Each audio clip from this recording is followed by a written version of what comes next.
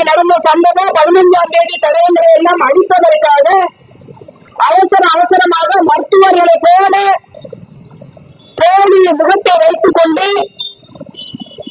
மருத்துவமனைக்குள்ளே நுழைந்து அவசர சிகிச்சை பிரிவுக்குள்ளே நுழைந்து அங்க இருக்கக்கூடிய பொருட்களை எல்லாம் அடித்து நொறுக்கி தடயங்களை எல்லாத்தையும் அழிப்பதற்கான ஒரு மோசமான வேலையில ஈடுபட்டிருக்கின்றார்கள்.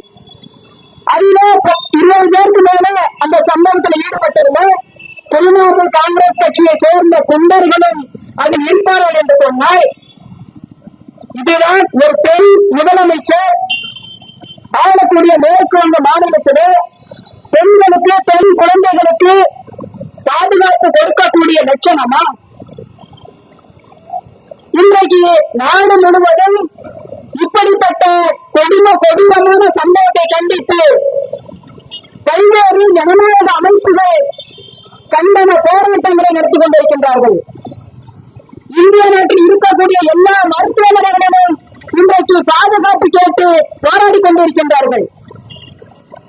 ஆனால் மேற்கு வங்க மாநிலம் மட்டும் விதிவிலக்காக குற்றவாளிகளை எப்படியெல்லாம் பாதுகாக்கலாம் என்கின்ற நோக்கத்தோடு இன்றைக்கு அந்த கொடுமையை எதிர்த்து போராடக்கூடியவர்கள் மீது மேற்கு வங்க மாநிலத்திலே பொய்வனுக்கு போடுவார்கள் என்று சொன்னால் இது நியாயம்தானா? இதுதான் இந்த ஆட்சியுடைய லட்சணமா? இதுதான் பெண்களுக்கு பாதுகாப்பு கொடுக்கக்கூடிய லட்சணமா?